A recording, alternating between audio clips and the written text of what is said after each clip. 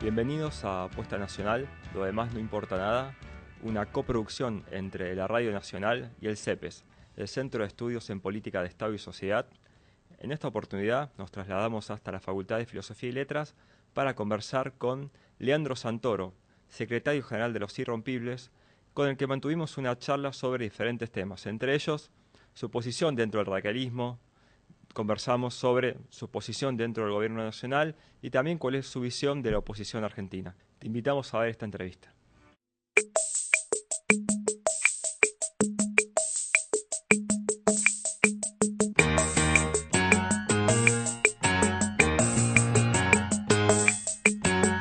Mirá, no sé si somos minoría. Lo que creo que somos es la expresión más genuina, o intentamos serlo por lo menos, de lo que son las ideas de Raúl Alfonsín.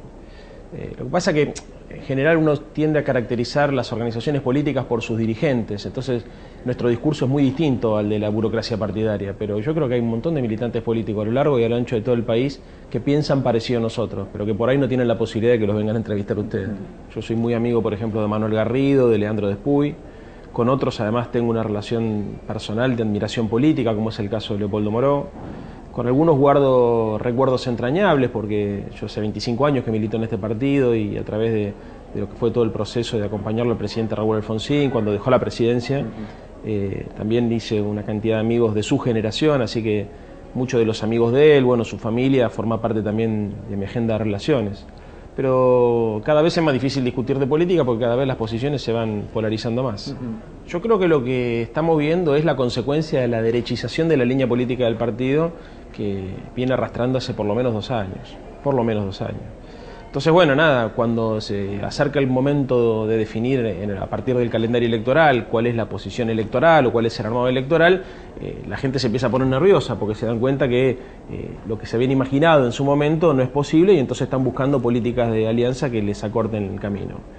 La verdad, viste, nosotros venimos planteando hace mucho tiempo que la derechización de esta línea, además de ser una traición ideológica, es una estupidez política, porque de nuestra perspectiva está sobre representada la derecha en la Argentina y no había lugar para una cuarta opción de centro-derecha.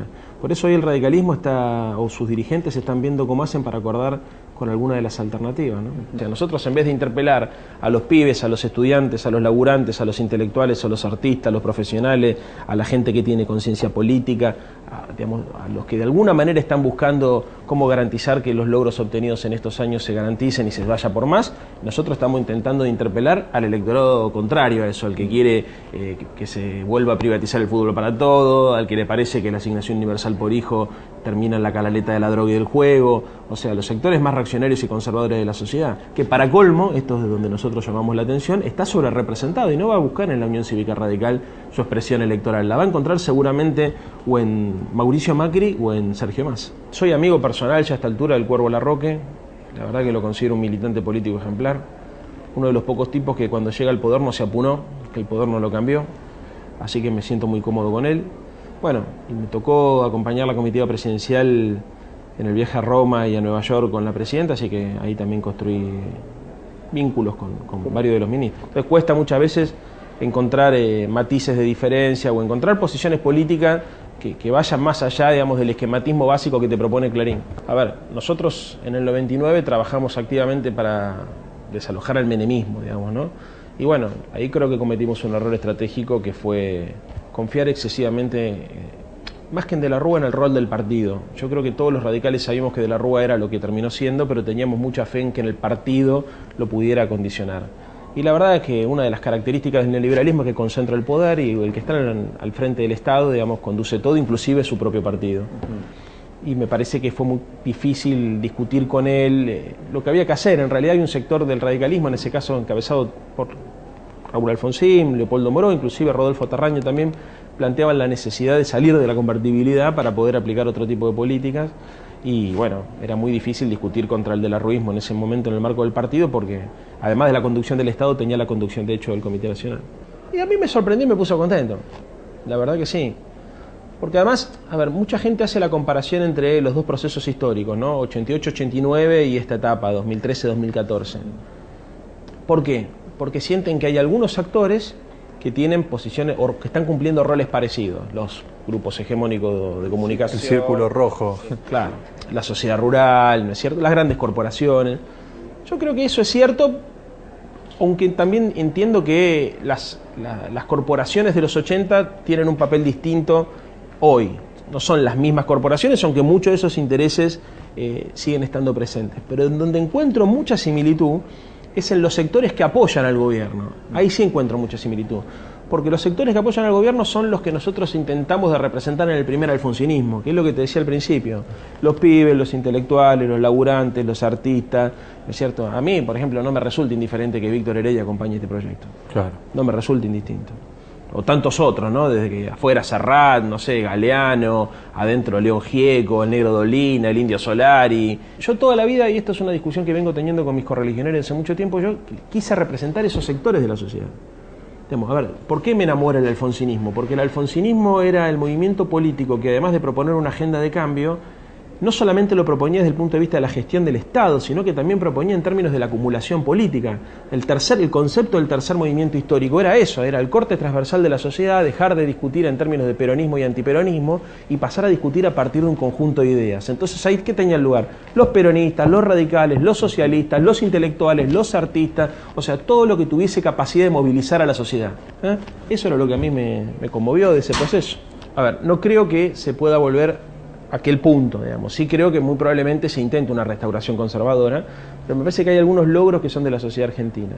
Así como en los 80 la derecha abandonó sus posiciones golpistas porque la democracia había llegado para quedarse, tal vez producto de lo profundo de la herida de aquel genocidio que representó el terrorismo de Estado, creo que después de los 90 pasó algo parecido, ¿no es cierto? O sea, después del genocidio social que culmina con la crisis del 2001, la derecha va a tener que incluir necesariamente la dimensión social y la dimensión pública.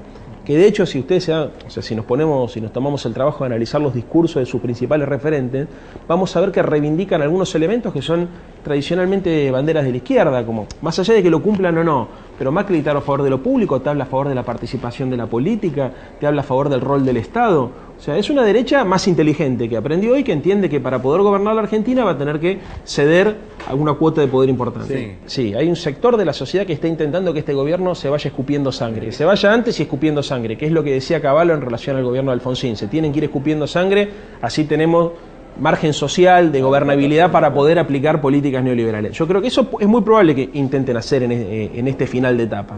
Lo que no creo es que la derecha en el gobierno pueda hacer lo mismo que hizo el menemismo. ¿Se entiende? O sea, sí creo que van a intentar de recomponer márgenes de ganancia de los grupos más concentrados de la economía, sí creo que van a intentar alinearse con los Estados Unidos, sí creo que seguramente va a haber una lógica, digamos, más promercado y menos proestatal, sí creo que van a intentar disciplinar el conflicto social a partir de la represión. Creo que hay un montón de cosas que, o sea, yo creo en la diferencia entre la izquierda y la derecha. Lo que digo es, los 90 no solamente fue el desmantelamiento del Estado, sino también fue el cambio en la mentalidad colectiva, la posibilidad de que los pobres acepten su condición de pobres. Soy pobre porque me lo merezco, porque es lo que me tocó. ¿Se acuerdan de eso? Sí, Bueno, yo creo que a eso no hay vuelta atrás, digamos. Me parece que la gente que está en situación de pobreza sabe que su condición social depende de decisiones políticas. No es porque no tuvo la suerte de estudiar o porque es vago o porque le tocó en suerte su naturaleza ser pobre. Cosa que ocurría en los 90. En los 90 vos tenías tipos que justificaban a sus verdugos. Creo que eso no vuelve más. El mundo está entrando en una recesión importante, salvo Estados Unidos, que tiene un principio de recuperación.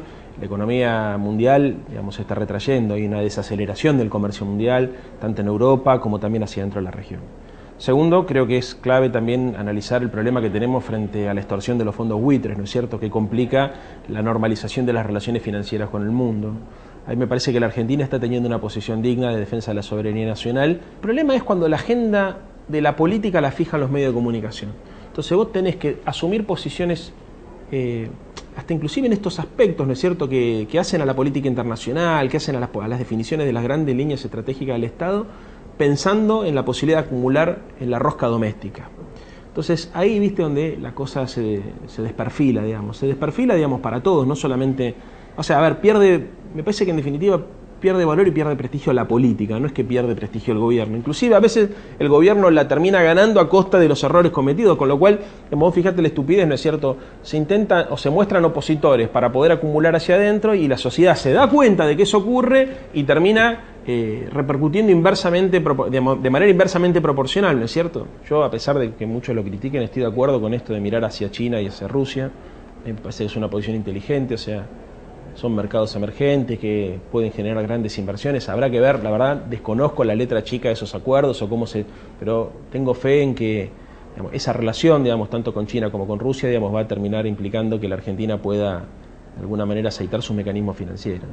Así que en ese sentido, pero hay un problema inflacionario, hay un problema recesivo, o sea, es complicado. Las expectativas, digamos, juegan en contra, básicamente porque además la derecha trabaja todo el tiempo en los medios de comunicación, ¿no es cierto?, con la idea de que va a haber una explosión, una corrida financiera.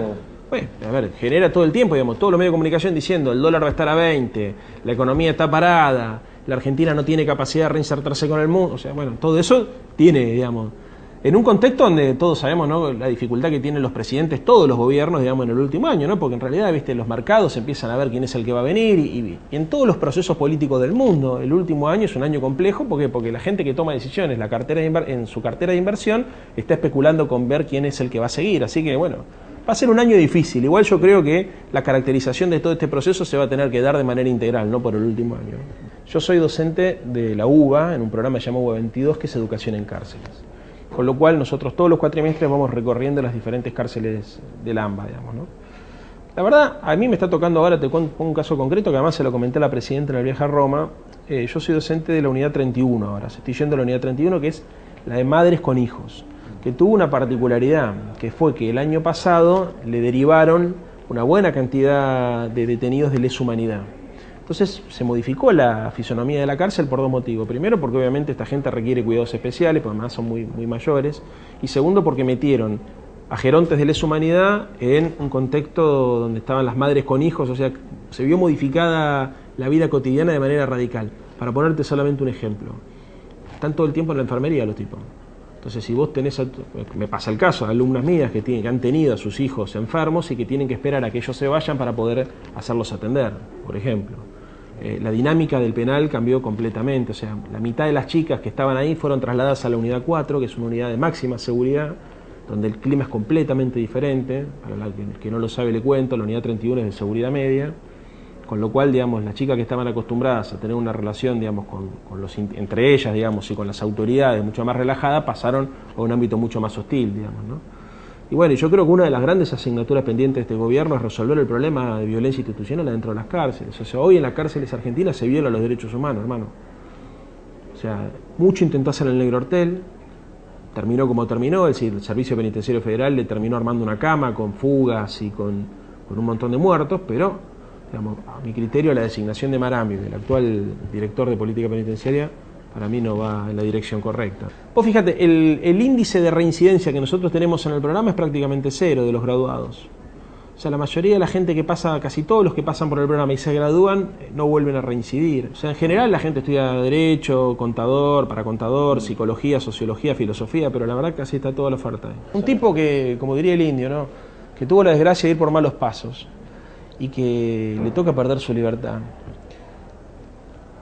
No tiene nada para hacer, en la cárcel es terrible lo que pasa. O sea, yo creo que muchas veces desde afuera no nos damos cuenta, digamos, el martirio que es pasar tus días ahí adentro, ¿no? Cuando se dice, bueno, terminan haciendo un posgrado, una maestría en el delito, es cierto, pero tienen el tiempo libre, o sea, además no hay nada planificado, o sea, está por ejemplo, el que entra por robar una gallina está por ahí en el mismo pabellón que un pibe que, no sé, que hizo mierda un blindado.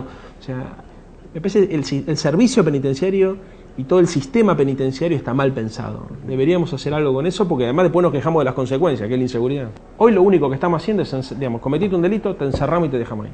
Chau. Digamos, y que funcione después tu conciencia, así que, bueno, pero es una locura total lo que estamos haciendo. O sea, digamos, yo no quiero caer en lugares comunes, pero es cierto, termina siendo una escuela de... La cárcel termina siendo una escuela de delincuentes. Además porque la gente sale con mucho resentimiento, porque el servicio penitenciario lo verduguea, digamos, después ellos mismos, viste, se automarginan, se tatúan. Si salís por ejemplo, tuviste la desgracia de estar en cana y salís, después te piden el certificado de reincidencia y te cuesta conseguir laburo. La estigmatización social, la autoestigmatización, además la idea de que el preso, viste, tiene estatus en sectores de la sociedad, viste, haber estado en cana te da estatus. O sea, esto es una locura total. O sea, porque el resentimiento, digamos, y de alguna manera la derrota cultural que hemos sufrido en esos nichos de la sociedad son las que después terminan mostrándose a partir de la violencia, digamos, ¿no? O sea, el fenómeno social que nosotros vemos es la violencia, digamos, pero la causa tiene que ver con esto. los abordajes de los problemas complejos en la televisión suelen estar esquematizados y simplificados. Entonces, como la tele en realidad es un espectáculo y lo que hay que hacer es emocionar e impactar, el tipo que comunica, ¿qué es lo que busca? Que la gente diga, sí, es así como decís vos, ¿no es cierto? O sea, que le resuelva, o sea, no quiere tener quilombo la gente quiere que le resuelvan los problemas. Ahora, también es una actitud bastante infantil, ¿me entendés? Porque la verdad, hoy te pongo un caso concreto, los pibes que salen a robar, en los hechos, tienen pena de muerte, porque les importa 3 carajos la vida. El pibe que sale a robar un par de zapatillas o que te sale, no sé, una entradera en una casa, sale con la idea de que si se cruza con la policía se tiene que cagar a cuetazo. Y que por ahí puede perder. Y no le importa, o sea, no le importa su vida ni la tuya. Con lo cual el discurso de la mano dura es un absurdo, porque en realidad los termina poniendo más rabiosos. Porque saben que si les llega a tocar volver a caer, por ejemplo, con el tema de la reincidencia, por ahí se la pasan 25 años. Entonces hacen cualquier cosa para no caer. Entre ellas, cagarse a tiro con la policía o matarse. Cosa que también ocurre en muchos enfrentamientos, que los presos cuando se encuentran, o los delincuentes, digamos, cuando se encuentran en un enfrentamiento con la policía, frente a la posibilidad de volver a caer, deciden suicidarse. Todo eso creo que tiene que ver, digamos, con los valores que como sociedad premiamos. Entonces, si nosotros no volvemos a poner en el centro de la escena la necesidad de construir una sociedad basada en los valores de la solidaridad, del amor, digamos, es muy difícil, viste, desarmar todo este tipo de conflictos. Por más que querramos decir que levantando las penas no lo vamos a resolver, lo vamos a empeorar. Lo que está pasando en estos días, por ejemplo, para la Unión Cívica Radical, la verdad que es terrible, porque, a ver, si bien uno lo anticipaba, una cosa es suponerlo en el análisis político y otra cosa es ver, o sea, ver la foto de Massa con Gerardo Morales, ¿no es cierto? Ver los guiños que hay hacia el PRO, ver la desorientación de los militantes de base que no encuentran, ver las operaciones internas. Esto es muy complicado. La verdad, yo no te podría decir hoy que a esta altura del año yo voy a hacer política toda la vida, lo que no tengo claro con qué herramientas, como me parece que le debe pasar a la mayoría de los radicales. Hoy estamos frente a la posibilidad real de una disgregación y frente a una crisis, a mi criterio, más importante que la del 2001. El FAUNEN no sirve para nada. O sea, hoy UNEN, y la gente lo sabe, no sirve para ganar elecciones, no sirve para gobernar, no sirve para controlar. FAUNEN no sirve para nada. Así como está, no sirve para nada. ¿Hay que construir una alternativa? Yo creo que sí. Creo que la socialdemocracia se merece tener una herramienta, las ideas de la socialdemocracia, el socialismo democrático, para no hacer una comparación con Europa. Cuando nosotros hablamos de socialdemocracia, hablamos de la democracia social de Alfonsín o de la posibilidad de democratizar el capitalismo o ampliar la democracia, si se quiere, ¿no? Esas ideas hoy necesitan tener una expresión política, que inclusive ni siquiera las representa el Frente para la Victoria, porque hoy podríamos decir que el principal candidato del Frente para la Victoria termina siendo Scioli. Yo no sé si sectores progresistas del kirchnerismo que defienden y comparten estas ideas se sienten representados por Scioli. Así que creo que nos debemos, no solamente los radicales, sino los que tenemos vocación transformadora y progresista, darnos un debate en profundidad acerca de las herramientas para poder llevar adelante estas ideas. Llegamos al final de un nuevo programa de Apuesta Nacional. Lo demás no importa nada. Esperamos que la entrevista les haya gustado y nos encontramos la próxima semana con un nuevo programa.